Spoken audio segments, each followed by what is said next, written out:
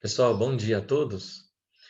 Vamos continuar nosso estudo de limites de funções. Então, aqui o capítulo 8, dois teoremas sobre limites. Teorema 1, se k é uma constante real, então o limite de k vezes f de x quando x tende a vai ser k vezes o limite, ou seja, essa constante pode cair para fora do limite multiplicando, né, desde que ele esteja multiplicando a função aqui dentro, k vezes o limite de f de x quando x tende a desde que esses limites existam, beleza? E o teorema 2, então nós vamos usar os dois teoremas ao mesmo tempo aqui nos exemplos, tá? Teorema 2, limite fundamental trigonométrico. Diz o seguinte, pessoal, que o limite de seno x sobre x é igual a 1, quando x tende a zero, e também que o limite de x sobre seno x, né, quando x tende a zero, também é igual a 1. Ou seja, a princípio, quando você substituir aqui o x pelo zero, né, vai dar zero sobre zero. Aqui também ia dar zero sobre zero, uma indeterminação. Porém, demonstra-se, né, que esse limite é igual a 1, tá? Tanto faz seno x sobre x ou x sobre seno x, tá bom? Bom, vamos fazer a demonstração desse, desse limite fundamental trigonométrico e depois a gente vai fazer os exemplos relacionados a esses dois teoremas. Pessoal, então, para a gente demonstrar esses limites fundamentais aí, trigonométricos, né? Primeiro, vamos dar uma relembrada aqui na área do setor circular que nós vamos utilizar. Bom, eu quero calcular a área dessa parte azul, supondo que esse ângulo aqui é x, tá? X, imagine que aqui tem um x marcando esse ângulo. Bom, eu sei que a área, quando o ângulo é 2π, que significa 360 graus, né? O ângulo aí, a volta completa. Então, a área vai ser a área do círculo todo, que é πr ao quadrado, a fórmula da área do círculo. Então, lembrando que aqui nós temos um ângulo de 2π, ou seja, o ângulo é completo, né? A volta completa, a volta toda, porque trocando aqui o π por 180, nós vamos obter um ângulo em graus, que daria 360 graus, corresponde à área completa do círculo de πr ao quadrado. Fazendo uma regra de 3, né? Se o ângulo for x, que é esse ângulo aqui, qual vai ser a área do setor, a área azul? Então, regra de 3 multiplica cruzado. Então, x vezes πr ao quadrado, né? Vou aumentar aqui o tamanho um pouquinho da letra. Isso. Então, multiplicando o cruzado, xπr ao quadrado igual a área vezes 2π, né? Área vezes 2π. Então, está aqui, área vezes 2π igual a xπr ao quadrado. Né? Agora, eu vou pegar o r igual a 1, porque eu vou utilizar na demonstração o raio igual a 1, tá bom? Então, esse r aqui é igual a 1, o π cancela com π, aqui fica 1, então fica x sobre 2. Então, a área vai ser x, né? R ao quadrado sobre 2, só que o r é 1, então fica x sobre 2. Então, vamos decorar, né? Memorizar aqui por enquanto, que a área azul, né? A área do setor circular, aqui é x sobre 2, ou seja, esse ângulo, né? X em radianos, sobre 2, tá? Não é em graus, é em radianos, tá bom? Agora, para demonstrar o limite fundamental, eu vou pegar aqui de novo aqui o círculo de raio 1, né? Como eu falei, o raio vai ser 1, e vou desenhar o ângulo x aqui. Vou desenhar um triângulo retângulo aqui é 90 graus. Aqui no ponto B de interseção do eixo x com o círculo, vou pegar uma perpendicular e subir até o ponto D, onde esse D é o ponto de interseção dessa reta perpendicular com essa reta OC, né, aqui. Então, você tem um triângulo aqui OCB. Imagina que tem uma reta aqui, ó, segmento, né? Então, um triângulo OCB. Nós temos o setor circular BCO, que é C, essa linha vermelha, B, esse segmento, né, O, e mais esse segmento aqui até o C, e temos um triângulo grandão aqui, ODB. Sabemos que a área do triângulo aqui, pessoal, visualizando, né, a gente percebe que a área do triângulo AOC, perdão, a área do triângulo BOC, imagina que tem um segmento aqui, a área desse triângulo é menor que a área do setor circular, porque o triângulo está incluído aí dentro da região do setor circular, né, CBO. Então, eu escrevi dessa forma. Ó. Qual é a área do triângulo OCB? Né? Antes disso, eu vou calcular aqui, gente, essa altura AC, tá? Por meio do seno de x. O seno de x é o cateto oposto AC sobre hipotenusa, que é OC igual a 1. Então, o seno de x vai ser AC sobre 1. Tá aqui. O seno de x é AC sobre 1, que é AC. Feito isso, eu vou calcular a área do triângulo menor, OCB, tá? OCB. Vai ser base, que é OB, que é 1, vezes a altura AC sobre 2, né? Base, OB, que é 1, vezes a altura AC sobre 2. Então, base é 1, né? Aqui, vezes a altura AC, que é seno de x, que eu acabei de calcular aqui em cima, né? Foi para isso que eu calculei o seno. tá certo? Então, AC é igual a seno de x sobre 2, né? Então, a área do triângulo menor é seno de x sobre 2. Agora, a área do setor circular, a área do setor circular com o ângulo aqui x, né? Já temos visto que é x sobre 2 aqui em cima. Então, a área do setor circular é x sobre 2. E a área do triângulo grandão? Para calcular a área do triângulo grandão, vou calcular, então, primeiro, a tangente de x que vai nos ajudar. A tangente de x não é o cateto oposto sobre o cateto adjacente, ou seja, BD sobre 1, né? Então, a tangente de x é BD sobre 1, que é BD, tá? Então, BD é igual a tangente de x, tá certo? Porque a tangente de x é BD sobre 1, tá aqui, ó. Então, BD é a tangente de x. Então, qual é a área do triângulo grandão? Base, OB, vezes a altura BD, que é a tangente de x sobre 2, tá? Então, a área do triângulo grandão vai ser 1 vezes tangente x, que é a tangente x sobre 2. Então, vamos colocar aqui, ó. A área do triângulo grandão é tangente x sobre 2, né? Base vezes altura sobre 2. Muito bem, então nós temos a relação de desigualdade entre as três áreas. A área do triângulo menor, que é seno x sobre 2, está aqui, seno x sobre 2, menor do que a área do setor, que é x sobre 2, do setor circular, que é menor do que tangente x sobre 2, que é a área do triângulo grandão que a gente acabou de fazer. Né? Multiplicando por 2 os três membros, vai ficar seno x menor que tangente. A tangente, pessoal, eu escrevi como seno sobre cosseno, porque a definição de tangente é essa, tá bom? Então, a tangente de x é seno x sobre cosseno x. Agora, eu vou dividir os três membros por seno x, porque o seno x não é zero naquele intervalo ali, né? Em que o x está entre 0 e 90 graus aberto. Então, fica dividindo por seno x, aqui fica 1. Aqui fica x sobre seno x, e aqui fica só 1 sobre cosseno x, porque o seno x ele vai se cancelar, né? Com esse seno x que eu estou dividindo os três lados. Agora, eu vou aplicar o limite quando x tende a zero dos dois lados. Né? Então, aqui vai dar o limite de uma constante que é 1, a própria constante. Aqui vai dar o limite de x sobre seno x. Né? E aqui o limite, quando x tende a zero, né? Vai ficar 1 sobre cosseno zero. Cosseno zero é 1, então 1 sobre 1 é 1. E, então, esse limite de x sobre seno x vai ficar entre 1 e 1. Né? Ou seja, pelo teorema do confronto, né, do sanduíche, que a gente até vai ver mais tarde novamente, tá?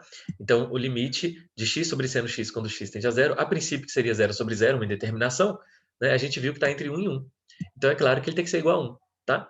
Bom, eu posso simplesmente invertendo essas desigualdades aqui na frente, aqui antes, né, aqui anteriormente, né?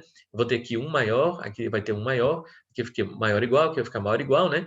Então, aqui vai inverter seno x sobre x, e aí nós vamos chegar na mesma desigualdade se você inverter a fração, tá? Então, se você inverter tudo, vai continuar estando entre 1 e 1, né? Então, o limite de seno x sobre x é 1, e o limite de x sobre seno x também é 1, tá? Isso quando x tende a zero. Muito bem. Bom, demonstrado então esse limite fundamental aqui e esse também, vamos resolver os exercícios usando esses dois teoremas, tá? Então, vamos lá. Calcule o limite quando x tende a zero de seno x sobre 2x. Esse 2, ele não faz parte aqui do limite fundamental, né? Então, vou tirar esse 2 para fora do limite usando o teorema 1. Porque o teorema 1 diz que quando você tem uma constante multiplicando aqui a função, eu posso tirar ele multiplicando o limite. Então, aqui pensa que é 1 meio, ó, 1 meio multiplicando a função. Então, ele vai multiplicar aqui por fora, né? Então, vai ficar o seguinte, ó, substituindo x por zero vai ficar uma indeterminação. Então, a ideia é usar, né, o limite fundamental trigonométrico do teorema 2. Assim, pelo teorema 1, podemos tirar o 2 para fora do limite no denominador. Então, esse 2 que está aqui, eu tiro, fica 1 meio vezes o limite. Agora sim, nós temos limite fundamental trigonométrico aqui, ó, seno x sobre x, que se fosse x sobre seno x também seria 1. Então, vai ficar 1 meio vezes 1. Agora sim, usando o limite fundamental trigonométrico dentro dos parênteses, que vale 1, pelo teorema 2, vai ficar 1 meio vezes limite fundamental trigonométrico de seno x sobre x quando x tende a zero, 1 meio vezes 1, que é 1 meio, é a resposta. Bom, na letra B é um pouco diferente, porque o 3 ali, ele não está multiplicando por fora, ele está multiplicando dentro do argumento do seno. É seno de 3x, tá? Então, o que eu vou ter que fazer? Eu vou ter que transformar esse fator, eu vou ter que transformar essa expressão aqui igual a essa. Como que eu transformo o x em 3x? Multiplicando por 3. Então, eu vou multiplicar por 3 aqui embaixo e aqui em cima. Bom, substituindo x por zero, nós temos seno zero sobre zero, que é zero sobre zero é uma indeterminação. Então, a ideia é usar o limite fundamental trigonométrico. Antes, vamos multiplicar o numerador e o denominador por 3. Então, multiplicando aqui o numerador por 3, fica 3 seno de 3x, e o denominador por 3 fica 3x embaixo. Agora sim, esse 3, ó, ele está multiplicando a função, ele sai pelo teorema 1, do limite multiplicando aqui por fora. Agora, vamos tirar o 3 do numerador para fora do limite pelo teorema 1. E assim eu consegui o objetivo de transformar o denominador igual ao argumento aqui do seno, ao ângulo que está aqui no seno, né? Bom, como nós podemos ver, como o x tende a zero, né, concluímos que o 3x também tende a zero. Então, esse 3x tende a zero, esse 3x tende a zero. E aí, por ser uma expressão igual à outra, eu posso usar o limite fundamental aqui, nesse seno de, sei lá, um y sobre y. É como se esse 3x fosse um y. Então, fica seno y sobre y quando y tende a zero. E aí cai no limite fundamental, né? Então, você tem que transformar o argumento, né, na mesma expressão do denominador. Agora, observe que quando x tende a zero, então 3x também tende a zero. Logo, podemos usar o limite fundamental trigonométrico pelo teorema 2. Aqui vai dar 3 vezes 1. Aqui tudo vai dar 1, tá? Então, vai ficar 3 vezes o limite fundamental trigonométrico, 3 vezes 1, que é 3.